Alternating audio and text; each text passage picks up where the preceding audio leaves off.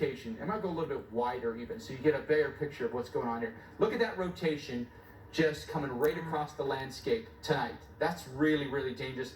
Calera, we've got a tornado emergency for us, which means we are in a very tough spot. You've got to get to a safe spot as quickly as you can. Remember, where's the safest spot in our home to go?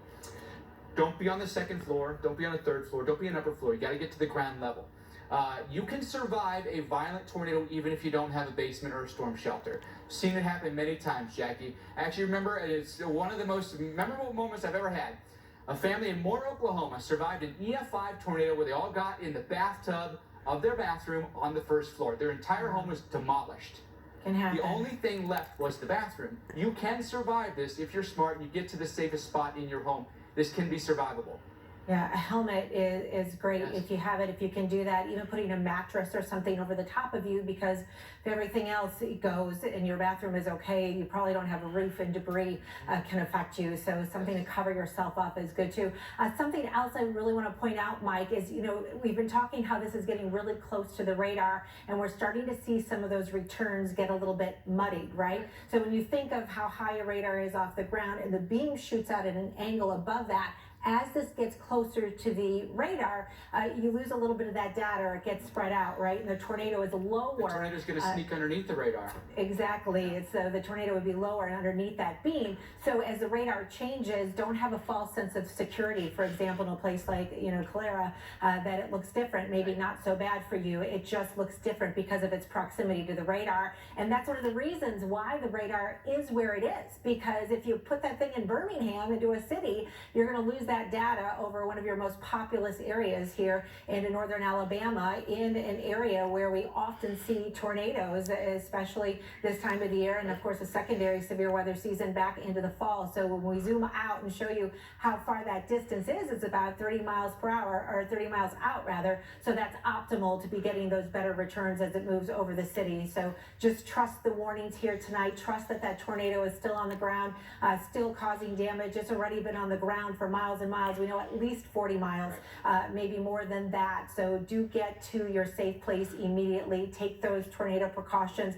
Say a prayer. Do whatever you believe in, and keep yourself and keep your family safe here for tonight. Because this is the strongest message that we can get out for you tonight, is that your life depends on it. And then we look at this other tornado that's northeast side of Birmingham. This one also a really dangerous storm tonight. And so we've got two tornadoes that have been on the ground for quite some time here that are doing damage right now. Birmingham, and I don't know what to tell you, we've threaded the needle. Right in the city, we've been very lucky. We had some strong storms, but the tornadoes had not hit us, luckily. I do want to give you a little bit of indication where this one might be headed. This is the one that's northeast of Birmingham, headed toward Glencoe around 5:38, Hoax Bluff around 5:44 tonight, Estes Crossroads around 5:52 for you this evening. And I also want to take a look to see if we have, and we've been throwing a lot of terms at you folks, but correlation coefficient. What's different about this one than the other tornado we've been showing you south of Birmingham is that we may not have as clear a picture of debris in this storm, right? Which is a good thing. So right in there is where we potentially have the tornado, but if you take a look at that correlation coefficient compared to the correlation, and you've mentioned it, Jackie, it's now getting so close to the radar that the tornado is literally sneaking under the radar beam. If I can go back a couple of steps, so now widen out just a bit. Where the tornado has been is you'll see a dark blue spot. It's it right there. But as the tornado comes in this direction, closer and closer to the radar site, the beam goes above the tornado goes underneath the radar. So our best guess would be that the tornado is about right there, right? Which means Calera, it's almost right on top of us. You got to get to a safe spot. Yeah, the tornado emergency, hence the reason why that's been issued. And sometimes tornadoes can cycle a little bit, Mike, as well, where we'll see tightening rotation and that will broaden out and weaken. I think we had that a little bit earlier today with the first one that moved through the Birmingham area down towards Eagle Point, and that might be one of the reasons why some of that damage was really spotty through that area.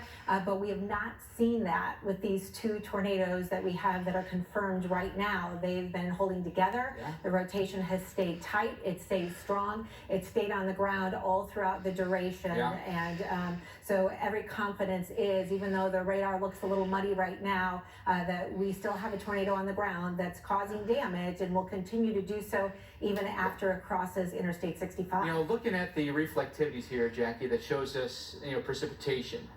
One encouraging sign is there's some rain that's approaching from the south. What that might do is pull in some cooler air into the system. If that happens, that can help choke off the warm rotating updrafts here. That would be beneficial. That storm's not particularly strong. If that was a really strong storm that was kind of merging with this, you could actually see the two of them cycle, and then downstream might produce another tornado. I'm hopeful that this right here and maybe a little bit of rain that's out ahead of it here might actually you know, weaken the storm a little bit here. That would be the best case scenario. Again, I wouldn't count on what's going on in the radar right now as totally being truthful. It looks like it might be coming a little bit more rain wrap, but again, it could be sneaking under the radar a little bit here. Right, and those the rain and the reflectivity that we see down there towards Mineral Springs, keep in mind the radar is trying to punch through beyond the tornado first, and then the radar returns, you know, down to the south of it, so it may not have a real accurate depiction of just how intense that storm south of there actually could be. So that's something to keep an eye on, I think, as we move forward as well.